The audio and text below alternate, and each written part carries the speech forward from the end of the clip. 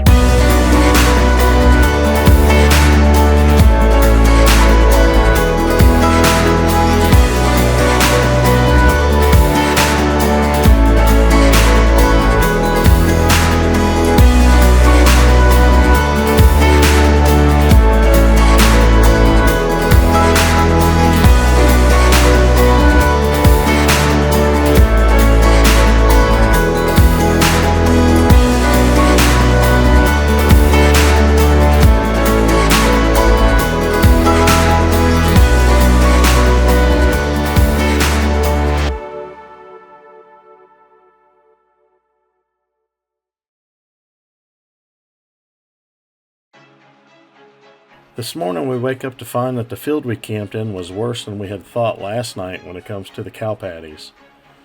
We carefully navigated around camp in order to get packed up and started toward the hill's backbone. This road was put in the 1930s by the Civilian Conservation Corps and connects the towns of Boulder and Escalante. We stop at the bridge for pics and take in the views of the nearby Box Death Hollow Wilderness. We pass Posey Lake, Cyclone Lake, and cross the Escalante Mountains down through Pine Canyon to Pine Lake.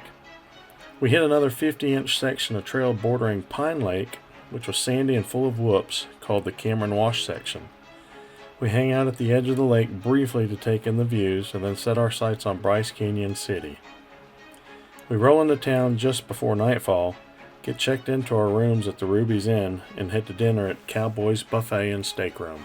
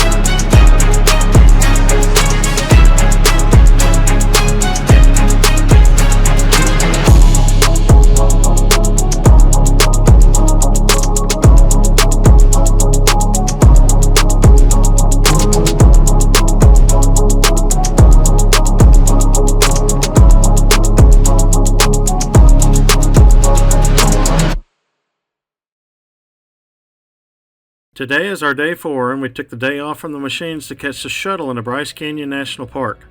We took in as much of the park as possible and also did some hiking. I would highly recommend going into the park if possible because it offers a ton of beautiful scenery. The shuttle out of Brice Canyon City is free with your $20 entry fee to the park.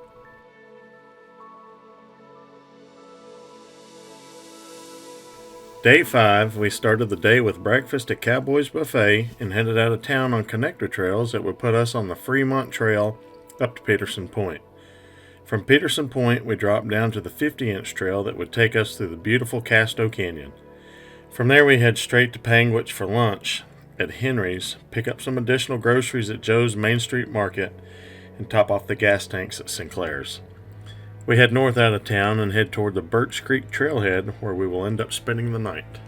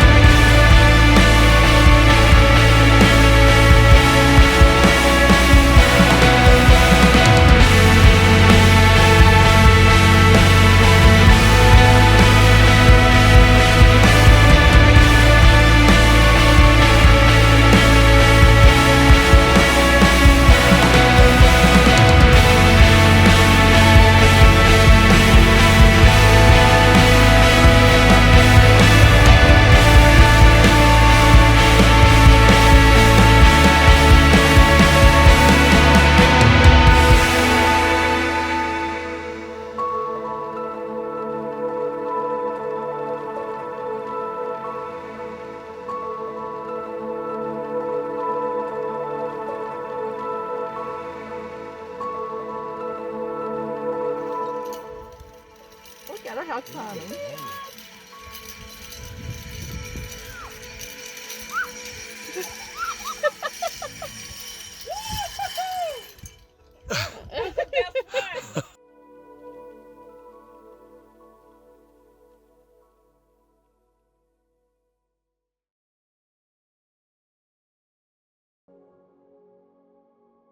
Day 6 has us starting at the Birch Creek Trailhead just southwest of Circleville, Utah.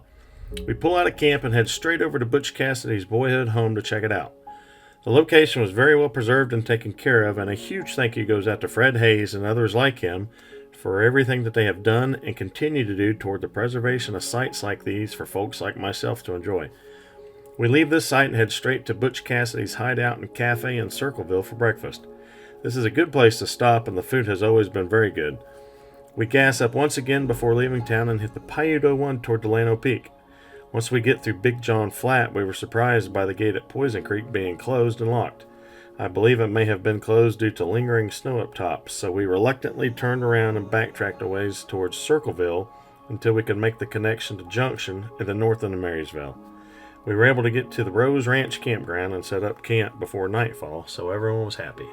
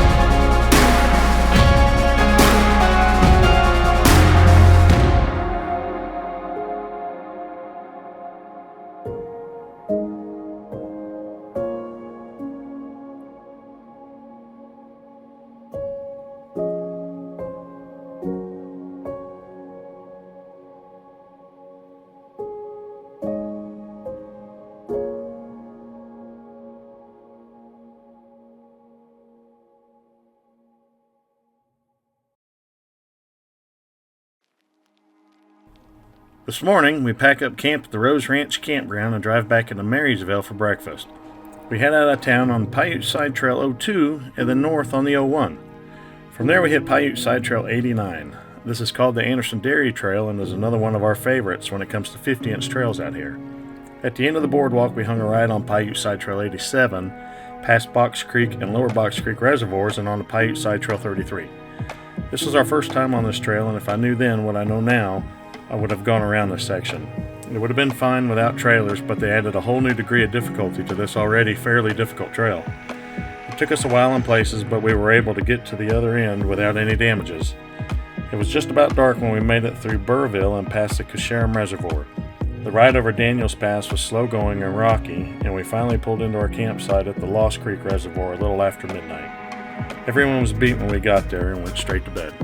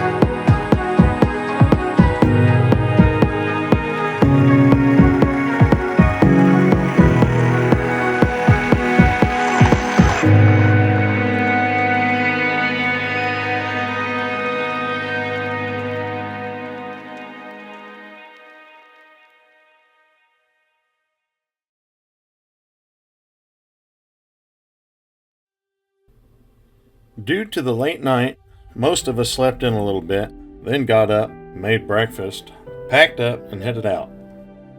We planned on today being a bit shorter to give us time to get back to the trucks in Salina, get everything loaded up on the trailers, and get a good night's rest before heading back home. It was an uneventful, fast-paced ride back into Salina, and we were able to take in a couple of last-minute sights along the way.